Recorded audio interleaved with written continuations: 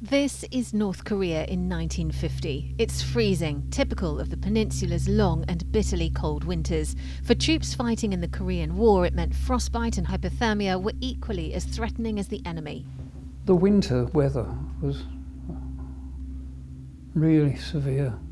You wouldn't forget that in a hurry.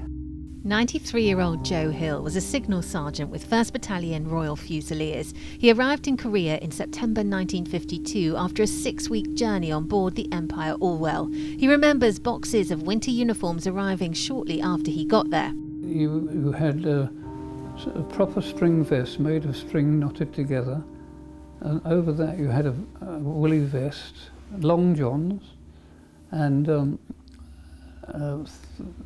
there were two lots of long johns, a thin one and a really thick, multi-layered one. Then outside all this you'd have windproof trousers and windproof combat jacket.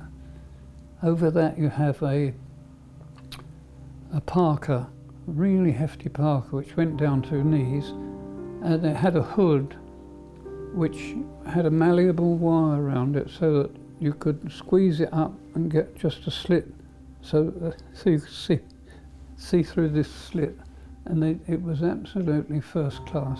And that clothing was essential. At Christmas, just 3 months after Joe arrived, temperatures dropped to -40. Troops used chuffer burners to heat their hoochies, another name for dugouts. You'd get hold of an ammunition box, a tin box about that,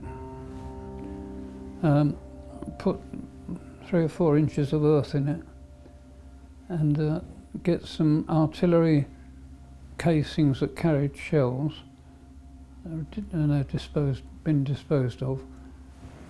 Use that as a chimney, stick it in the top of the box, and lead out through your hoochie, and then you get a jerry can of diesel, a piece of rubber tubing, and a bit of signal aerial, and punch a hole in the diesel can and lead the fuel to drip into the earth, which you then light, and that would heat your hoochie.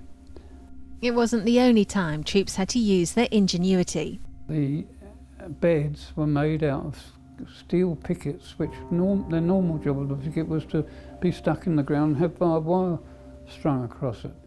But it was utilised to make a rectangle, and signal wires used for everything. It would lash this together in a rectangle, bed-shaped rectangle, and then the wire would be wound across it, side to side and up and down, to make quite a comfortable bed spring. And 70 years on from the end of the Korean War, Joe still wears his medals with pride. Claire Sadler, Forces News.